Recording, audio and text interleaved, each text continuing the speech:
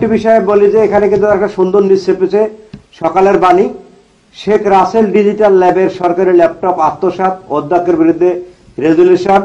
Bhabanipur degree কলেজের অধ্যক্ষ উনি এখন রয়েছেন এখানে, তারা উল্লেখ করেছেন যে খোলাহাটি ডিগ্রি কলেজের অধ্যক্ষ হিসেবে। ইতিপূর্বে উনি এখানে নানান ধরনের অনিয়ম করেছেন এবং এই কলেজে এসেও আমরা দেখেছি যে 16,60,000 টাকার দলিল তারা করে রেজুলেশনে 50 লক্ষ টাকা দিয়েছেন। এখন আবার আমরা জাগরণ করে দেখেছি যে এখানে তারা শপথ নিয়েছেন ছাত্ররা দুর্নীতির বিরুদ্ধে, আবার সেই শিক্ষা প্রতিষ্ঠানের প্রদান করছেন দুর্নীতি অনিয়ম। সেক্ষেত্রে সরকার দ্রব্যমূল্য নিয়ে যেমন কাজ করছেন চিন্তিত, পাশাপাশি এখানে অনেক পত্রিকার সম্পাদকীয়তে এসেছে, তারা বলেছেন যে দুর্নীতিকে রোধ করতে হবে।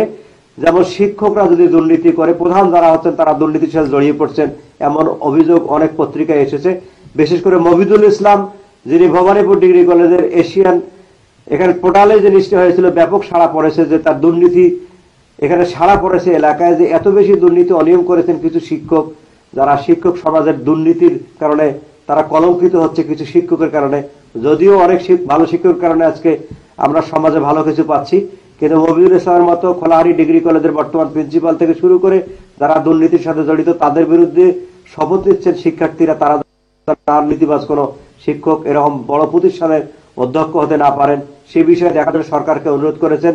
পত্রিকাগুলোতে আমরা দেখেছি যে বিশেষ করে এখন সরকার যেহেতু দ্রব্যমূল্য, দুর্নীতি, অনিয়ম এবং জনগণের পাশে থাকার কাজ করছেন, সে বিষয়গুলো তারা নিউজ করেছেন। তারা এখানে নিউজ করেছেন যে এখানে আমরা দেখেছি তিস্তার চরে কিন্তু এখন সুন্দর সবুজে ভরে গেছে। এখানে বাদাম, লাউ থেকে শুরু করে দেশীয় কুমড়া যা আছে, আমরা দেখেছি যে ওখানে ইরিবুরো চাষেরও কিছু তারা ব্যবস্থা করেছে।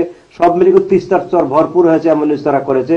তো সব মিলে আমরা রংপুরে পত্রিকাগুলো দেখেছি যে এখানে যে তারা অনিয়মের নিউজ পাশাপাশি সবকিছু মিলে কিন্তু একটু সুন্দর নিউজ করেছে রংপুরের পত্রিকাগুলো।